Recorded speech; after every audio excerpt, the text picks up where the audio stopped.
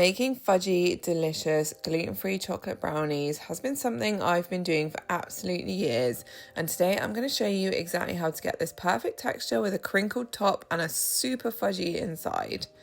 It's really easy to make gluten-free brownies. We're starting off with some melted butter and some caster sugar, and then we're going to whisk them together until they are just combined.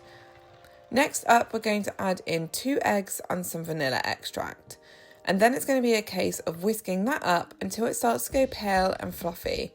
So the butter and the sugar you only need to whisk up briefly until it's combined like this, but when you start whisking the eggs you will need to do this for a little bit longer. But it's absolutely worth doing because getting this fluffy texture is what makes the brownies go so deliciously fudgy, and it also really helps with that crinkled top at the end of the bake.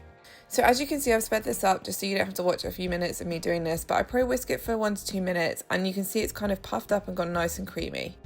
Now I'm going to add in some melted chocolate. Now you want to melt your chocolate before you start the brownie baking, and then you want to pour it in when it's cooled slightly, and we're going to fold it in gently with a spatula, so at this point you do not need the electric whisk anymore. And once I've done that, I'm going to sift in my gluten-free flour and my cocoa powder. Now, the full recipe is written up on my blog with step-by-step instructions and lots of top tips, as well as different ideas for variations and fillings, and I will link that in the description down below. Now, just a side note on this, I don't usually sift flour into all of my bakes, but I do find with cocoa powder it's important to sift it in because it does tend to get a bit gritty otherwise. And once that's sifted in, we're once again going to use the spatula to just fold the mixture in. Be gentle here and be patient. You want it to all come together like this, but you don't want to beat it or you'll just beat out all that air you spent ages whisking into the eggs and your brownies will kind of fall flat.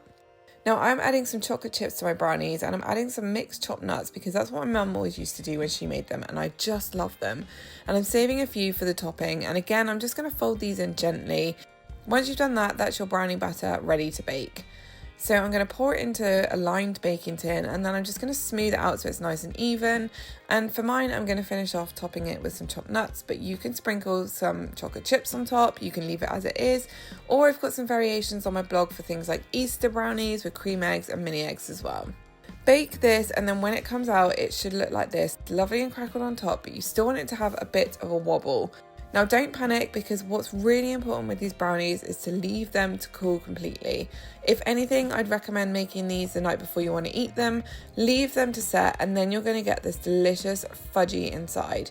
If you cut into them when they're hot, it will just fall apart, and if you overcook them, you're going to end up with dry cake. Now, don't forget the full recipe is written up on my website, which I'll link in the description. If you like this, hit subscribe and let me know what recipe video you want to see next.